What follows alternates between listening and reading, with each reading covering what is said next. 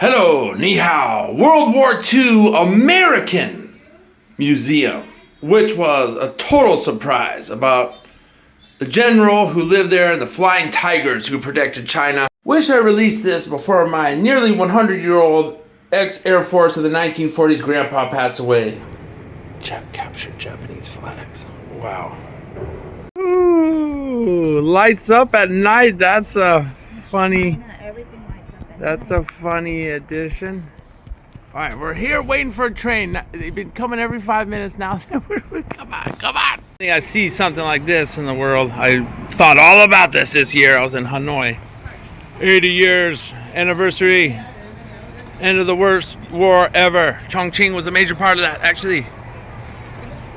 Guy, Joseph Warren Stillwell from Florida, served in World War II. He's a general. He lived here from 1942 to 1944. American man. This was his house in Chongqing, the wartime capital. He was an advisor to both British and Chinese allies, and he was the commander of the India to China Burma theater. World War II. This city held out against the invading Japanese. He helped with that, man. This is crazy history. Very cool. I had no idea about this until I researched it. 80 years. And he died in San Francisco, my home area, right after the war, 1 year later. It stressed him out so much, he passed away. Oh, 谢谢. Oh. Right after the war, man, passed away. It stressed him out so much. Maybe he was a little older, but... brave man. Young gun. Oh, really good. Young gun. In its entirety. In the name of the people of the United States of America, I present this scroll to the city of Chongqing as a symbol of our admiration for its brave men, women, and children under blast of terror from the air, even in the days before the world at large had known this horror. Chongqing and its people held out firm and unconquered. They proved gloriously that terrorism cannot destroy the spirit of a people determined to be free. Their fidelity to the cause of freedom will inspire the hearts of all future generations. Franklin D. Roosevelt. May 17th, 1944, I think it said there, yeah. 1944. Thank you. What a good memorial. Chongqing was never conquered. Awesome. We don't got a lot of time in the city. The first thing we're doing is an American thing. Mr. Stillwell from Florida. Let's learn about him inside his house. Old 1942 to 1944. Residence and headquarters of General Joseph Warren Stillwell, Chief Commander, U.S. Forces. Military conference room. There's the American flag flying in China. That's pretty interesting. Picture of George Washington, the original. They had that there. And the president at the time, Roosevelt. Crazy. World War II, big map on the wall. Picture. So that's the guy Stillwell, introduced to Zhou Enlai by Soviet military officer Roshin. Wow. Crazy. Here. That's crazy to be up in China too. Picture of Chiang Kai-shek having dinner here with some Americans right at this table. He was the president of and leader of this city, which was the wartime capital there. Chiang Kai-shek and his wife, crazy, was Stillwell. Chiang Kai-shek, and my dad always talks about his wife. I guess she was like a movie star, super famous. And the guy that lived here, Stillwell, they're joking around. Crazy. What a place. 1940s house. Preserved history. That's good. Interesting. So he wasn't living here the whole time. During the 2.5 years, General Stillwell was in the China, Burma, India theater. He spent much of his time on the front lines in Burma. It must have been intense. Myanmar, at the headquarters in New Delhi, India, or at locations where Chinese troops were being trained, or elsewhere interacting with subordinate commands. However, when in Chongqing, this small, simply furnished bedroom more than met his needs. Huh. Grandpa's generation, the greatest generation. His office, Very interesting. His football team, American football champions of 1898, it says there, in 1898. Yonkers High School. Okay, so he was born in Florida, but he ended up moving to New York, upstate, right above the Bronx. New York? Yeah, cool. In the meetings they had at this table, who knows who was sitting here. Crazy things talking about defeating the Japanese. But 1944, he didn't have to live here anymore because the Japanese were retreating to the home islands. 80 years since this happened. George Washington on the walls in this room. This is crazy. Amazing. Yeah, Chiang Kai-shek and General Stillwell. And who knows who else? Zhou Enlai met him. Wow. Bit by something on my back. I wanted to talk about that. Carry on China, U.S. people to people friendship. Very important right now, especially in the world. Gotta remember, 80 years, all that's happened, all that people sacrificed. And the kids are nice. Kids are nice. Yeah, Some guy that likes history talked to me. Remember our shared struggle and peace. So he, 1883 to 1946, great friend. 4-star general of the United States Army, was a great friend of the Chinese people. Visited China 5 times between 1911 and 1944. Took part in World War I and World War II. What a life and that is to see all that stuff. Crazy. And double cool is it's from California.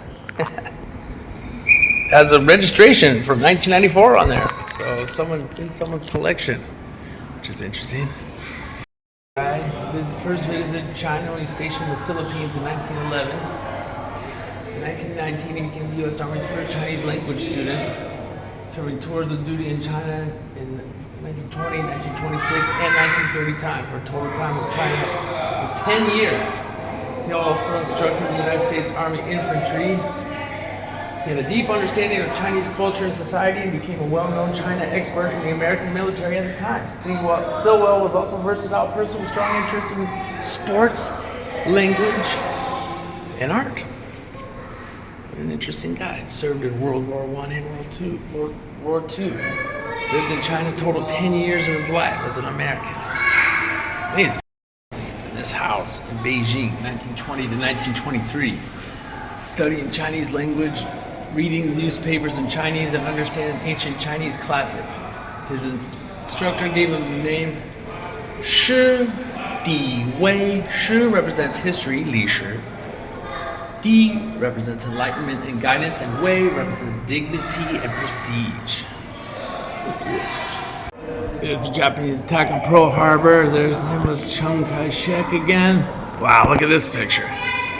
See, there? He was there. Yes, he was. Wow, crazy. With Roosevelt, Chiang Kai-shek, and the Egyptian conference in Cairo. He was there. Stillwell. Yeah, he's looking at something else up there. Under the pressure from Japanese, the Allied forces had to withdraw from Burma. In order to walk out of Burma with the Chinese troops, 59-year-old Stillwell resolutely refused a special plane to evacuate him. Instead, insisted on remaining with his staff to lead them out on foot. There he is, 59 years old, walking out of the jungles of Burma. What a savage. Crazy.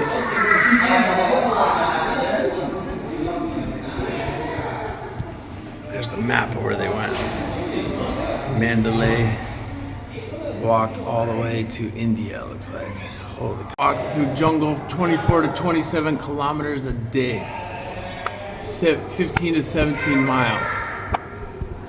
114 people towards India. Crazy.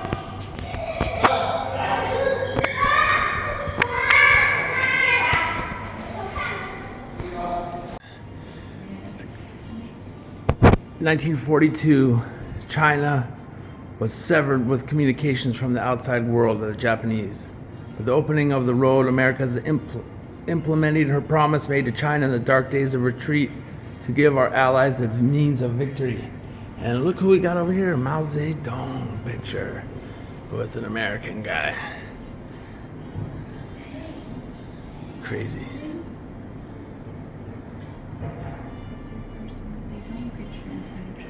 My first Mao Zedong picture inside of China.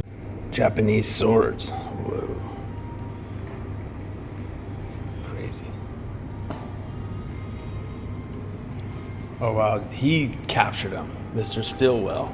And they're part of his collection. His family donated them to this museum. Whoa, crazy.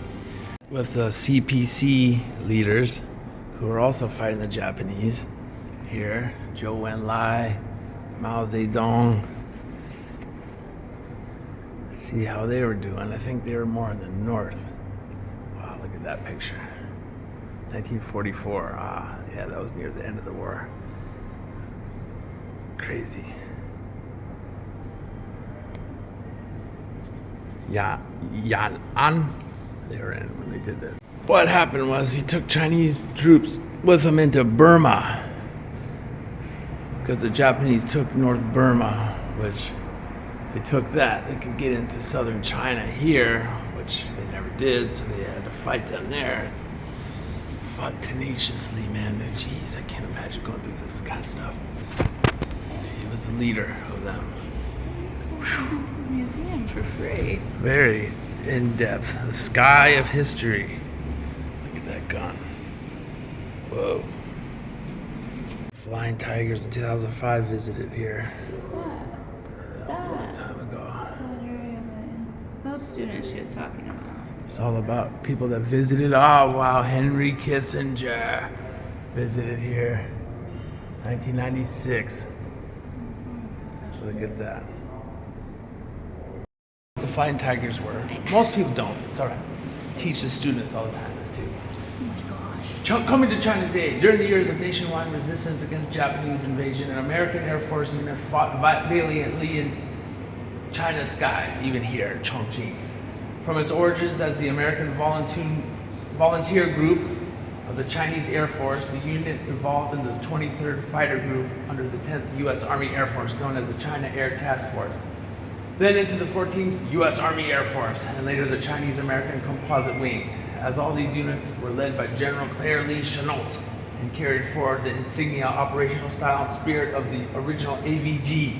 The Chinese people affectionately referred to them all by one name, the Flying Tigers. Very crazy and cool. One of the best stories of World War II history, actually. Wow, this is great. Whoa, look at the Flying Tiger briefcase. What a cool nickname. Flying Tiger's jacket. A real thing. Crazy.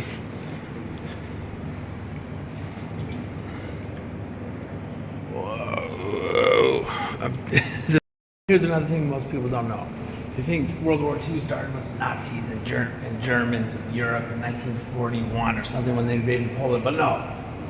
On July 7, 1937, Japanese troops launched the Lugo Bridge incident, marking the start of full-scale war in China. And really, if you add in their takeover of Manchuria, started in 1931, that really was the beginning of World War II. But yeah, this is all about the Flying Tigers and the staff. And, oh man, this is crazy, man. Wow. The Flying Tiger General, he married a Chinese woman. There are pictures over there. So on the outskirts of Kunming, oh, we were just there. They started, they are playing a baseball game. They started a training center. And who he got was in 1940, acting under the guise of a private enterprise, he began recruiting retired American military pilots and mechanics who had entered combat under civilian status. So they're a bunch of volunteer guys. Old guys, pretty much, that were retired. And wow, he got on the cover of Life magazine for his efforts here. This is incredible. I've always wanted to learn more about this. This one's the Panda Bear Squadron. And the Adam and Eve Squadron, whatever that logo is. Boy, do you need to see it? I can tell you what it is. He's running away from his wife while she's naked.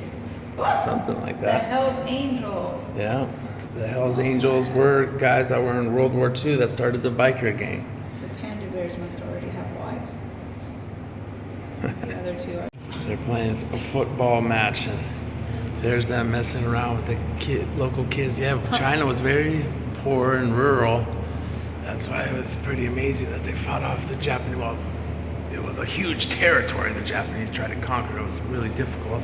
So they get through all the mountains and long distances, but the Americans helped them. They bombed the Japanese that were trying to take over all of China, and they never could. And it was another huge reason, the Japanese being bogged down in China, that they were able to defeat them in other areas.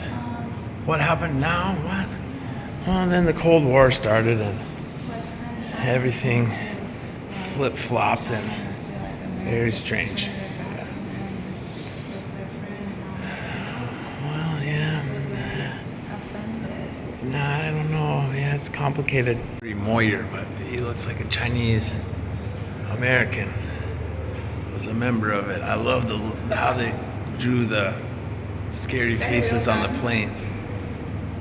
In his pocket? And this is a funny story. The Chinese kids are still funny like that, he said. They sure are.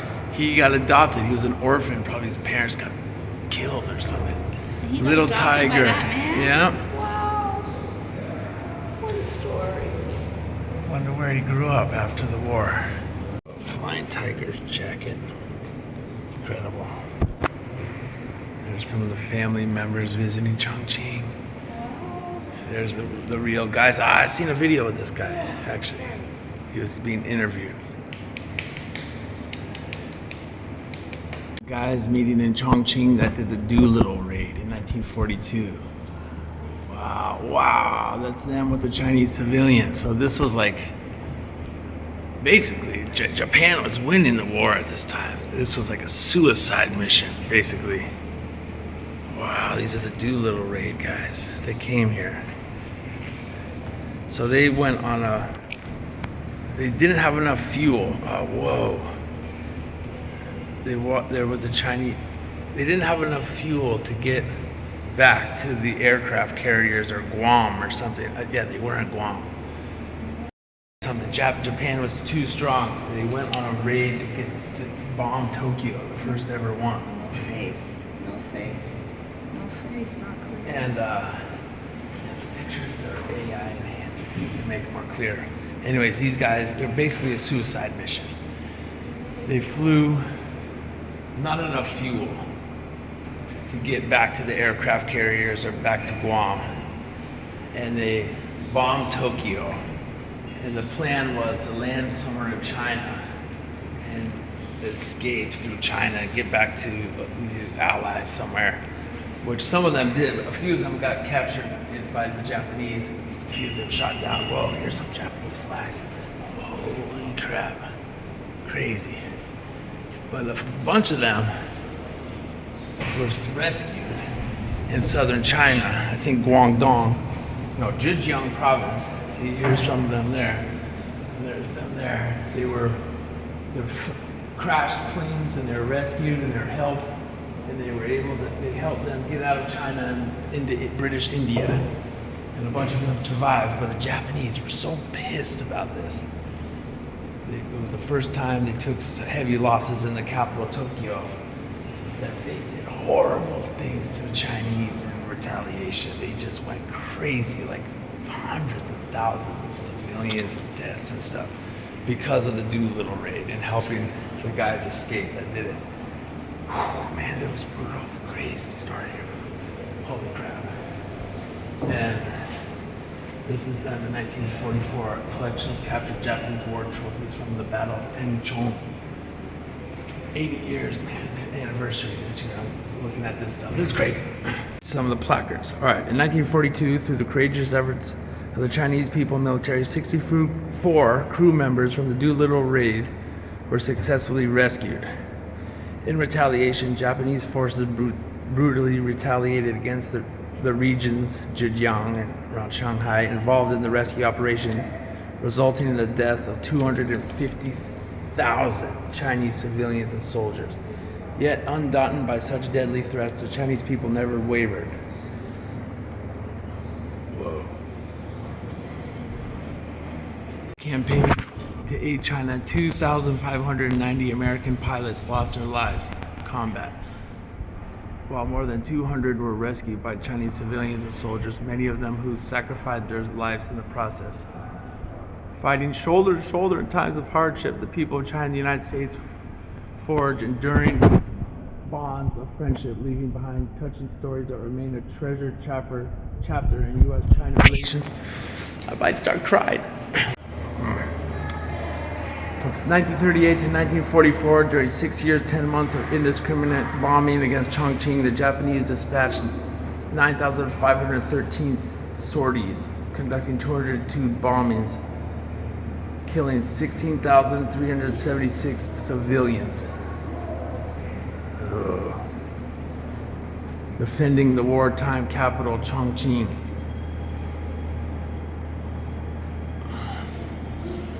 This guy's name's Raymond. This guy, Chan Wu Kwang, born in China and raised in Baltimore, Maryland, joined the forces 1930s. This guy, a Canadian Chinese, a native of Taishan, Guangdong, joined the flying forces.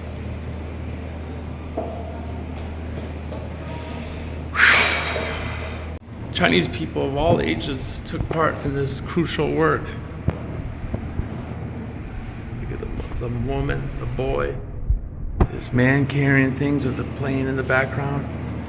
They're building runways and roads to bring supplies and airfield in Sichuan province. Crazy. The Hump Air Route. They nicknamed it. In 1942, with the fall of La Xiu, a key town in northern Burma, the Japanese forces severed the Burma roads, China's sole remaining international land supply line. So the United States urgently established a new aerial transport route over the Himalayas, all the way to Kunming, Yunnan, China, from northeast India, Assam. So it was nicknamed the Hump Air Route, crossing the Himalayas. Crazy. Kunming. Conclusion. In the China-Burma-India theater, particularly in the Chinese rear areas, Chinese and U.S. Air Forces fought in close coordination. Together, they effectively countered Japanese bombing raids on key towns in southwest China, provided critical support for Chinese frontline forces, and conducted aerial raids against Japanese bases in China and even Japan itself.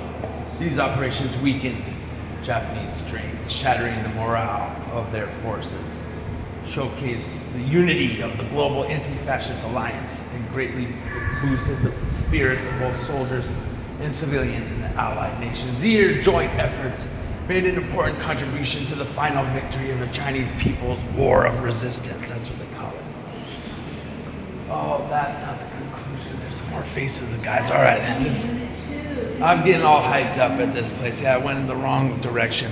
Oh, well. A fabulous museum. Awesome. Especially in the 80 years since the end of the war.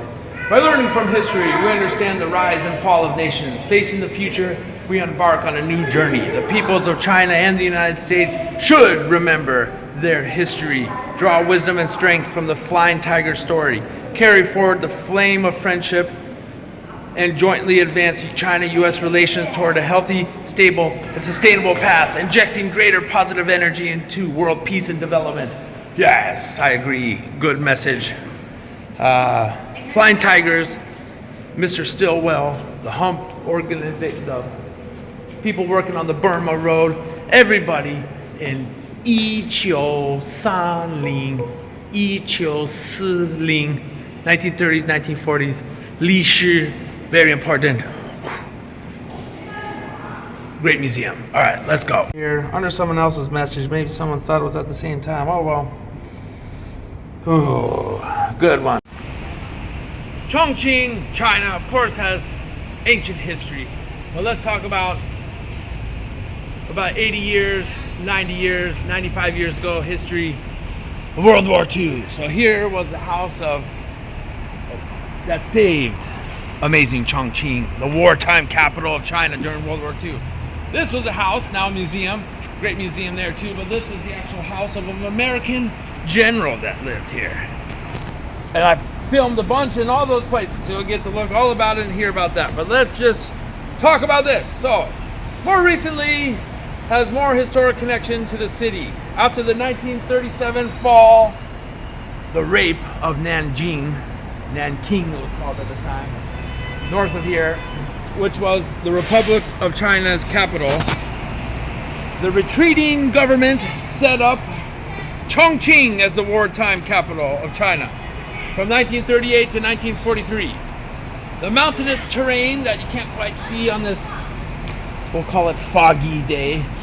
It doesn't seem too smoggy, but I'm pretty sure. Okay, don't need to focus on that. Hello, Pangyo. Making all kinds of friends here. I think they think it's pretty interesting Americans came here. All right, this was the wartime capital. The mountainous terrain that you can't quite see right now and remote location made it a formidable natural fortress, difficult for the Japanese to capture with ground forces. Because of this, the Japanese bombed Chongqing relentlessly. Around 16,000, if I remember from the museum, civilians and people died, and another 16,000 injured. One of the most heavily bombed cities on earth ever in history.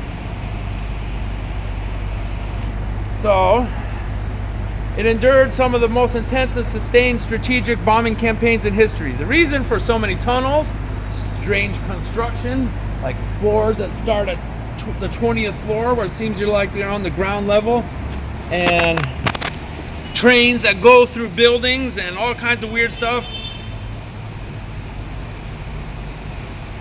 Construction in the hills and more. A symbol of resilience. Despite the terror from above, the city held out, and it was the key center for Allied support in China. And there are several air raid tunnels that I want to go down to. I forgot that we had to do that, where people hang out and drink, and there's restaurants and stuff now that the civilians used to hide in during these times.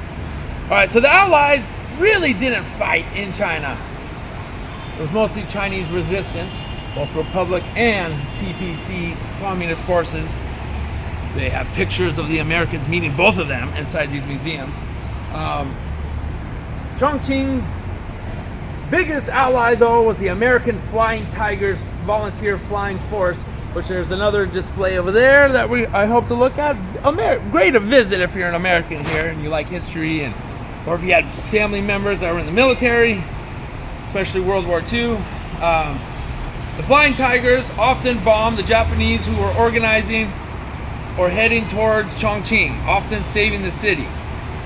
American and Japanese had dogfights, which is plane fights where they're shooting at each other and trying to shoot each other down over the skies of Chongqing and nearby. And the American Volunteer Force started in 1940, so this was before Pearl Harbor. But then they got turned into like an official China part of the U.S. military in the war. But originally they were volunteers, which is crazy. Canadian and Chinese Americans included, and old guys, retired mechanics, and a bunch of crazy stuff. I never knew that. Like, man, they were so brave and just... So they were outnumbered, and the Japanese had better technology with the Zero plane. That the Americans had nobody had a better plane than the Japanese.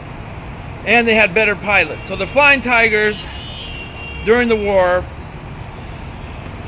were put into the U.S. Army and then the Air Force, and they protected supply lines and protected Chinese cities from bombing, achieving significant victories against the numerically superior Japanese Air Force. They bombed the Japanese who were about to attack the wartime capital Chongqing, saving the city.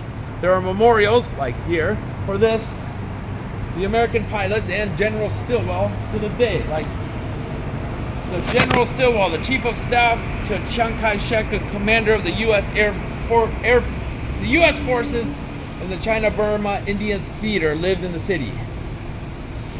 So let's go down to the air raid shelters and tell more about that down there. Would have been a better place to film this. It's okay. More people would have. So there's what was occupied by Japan in red. Taiping. Ooh, that's an interesting name. And there's where was never occupied in green. The American Volunteer Group. We learned a lot about this in the other museum, but here's another place for them. These were the Japanese style planes that they had. Raining terror, man. Having dogfights. Okay. Were the main planes of Americans. This one, the P-40. Some other ones. American killed in air battle. That's crazy. When did that happen? 1932? Oh. Yeah, 1932, way back. Crazy.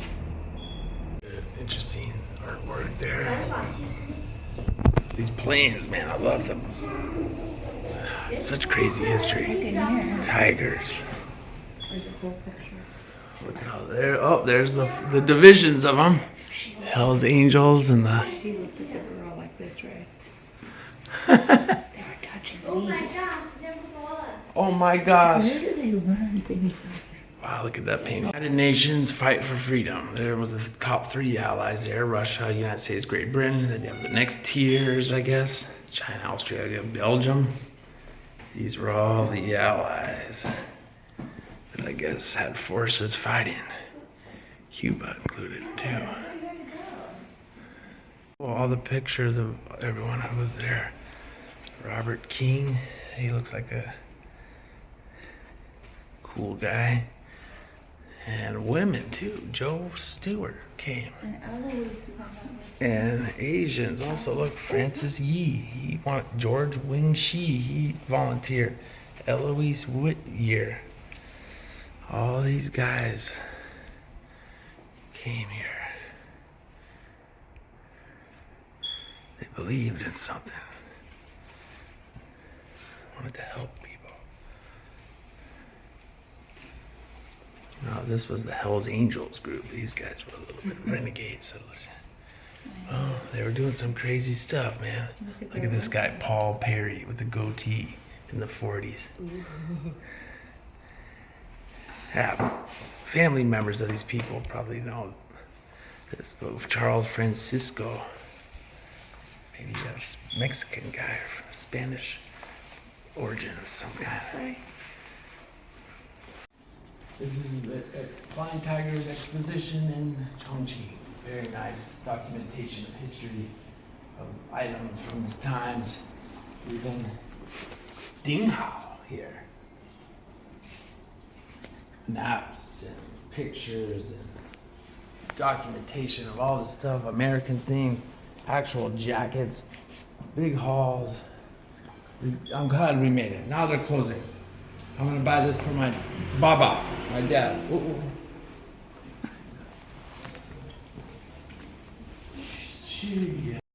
Of the Flying Tigers. Statue of him. Chenot. Incredible history. Memorialized in time up here. Whoa, I just saw this right now. One of the actual planes up here. Crazy cool. Train comes right by here.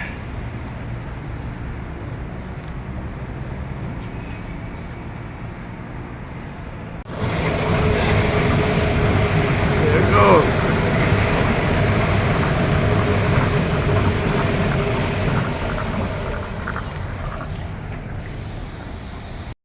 This is actual Flying Tiger plane that went through the battles above Chongqing in bombing raids. Craziness of World War II. I just can't believe, man, learning about this history. Modern Chongqing, the massive metropolis it is. All that went through during those crazy times.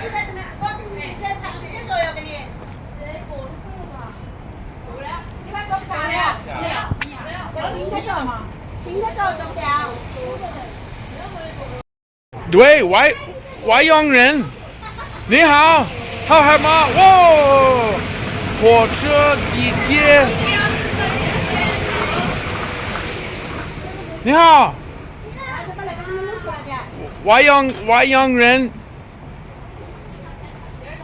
历史，哦 killing a blue killer down there. Whoa. All right.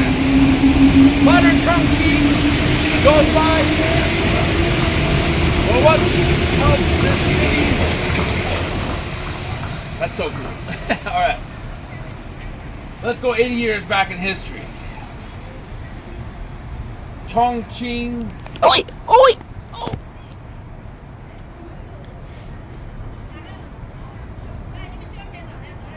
Continue. I just almost dropped the phone, so it kind of. All right, so here we have in China a real Flying Tigers P-80 fighter plane, American steel. So these volunteer fighting pilots helped save Chongqing in China, southern southwest China, from never being conquered by the Japanese in World War II. And they were trying to take over the city because it was the wartime capital.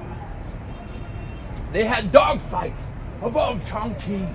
Imagine Japanese planes bombing the city, and these American fighter planes coming in from the south, from Kunming, where their air base was, and fighting with them in the skies here, downing Japanese planes.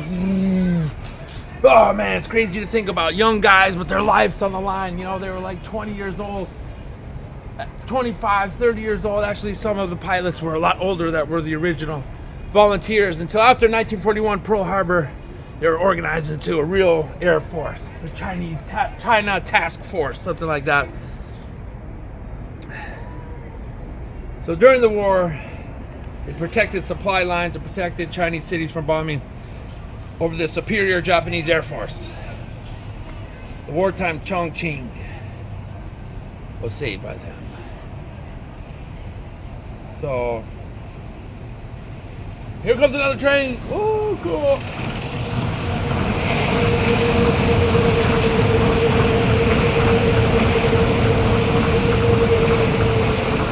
So another piece of history here. We don't have time to go there, but out on the outskirts of Chongqing, little bitties that way. Some guy was telling me about it today, I think. There was a place called the Sacco, S-A-C-O prison. It was notorious, run by the Chinese and Americans that were in Chongqing, where originally the Japanese prisoners of war, POWs, were sent during the war.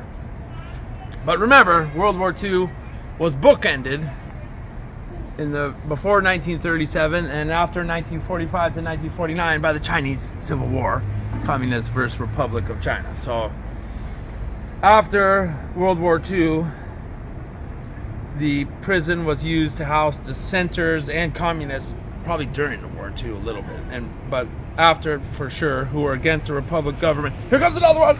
No.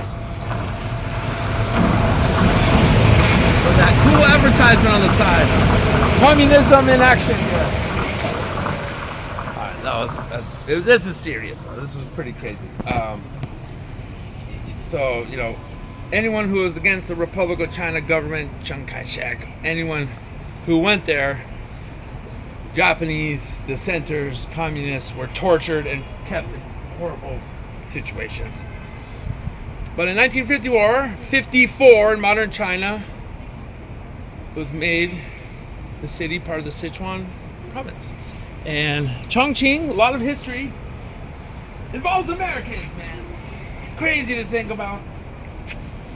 The number one ally victor of the Asian theater, you know, the Australians fought hard, British, they did some things, but America was just all over the place. And The guy that was living here. I can't believe I'm seeing a real plane.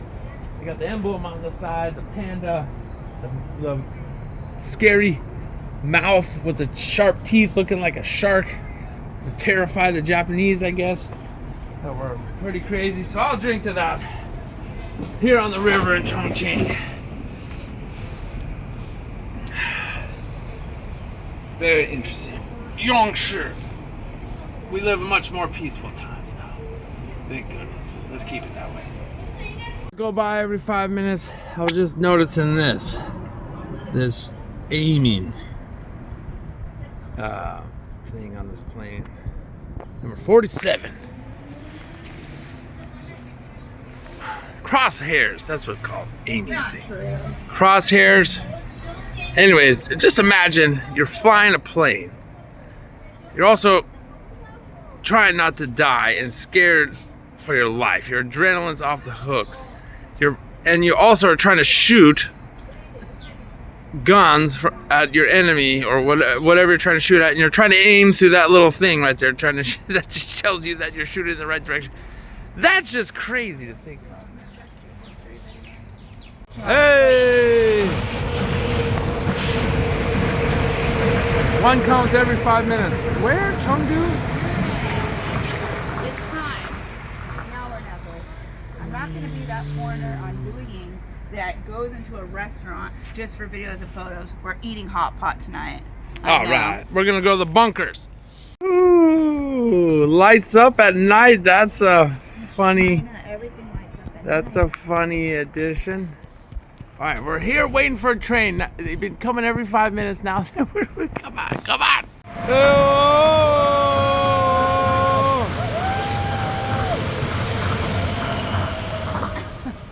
Cool.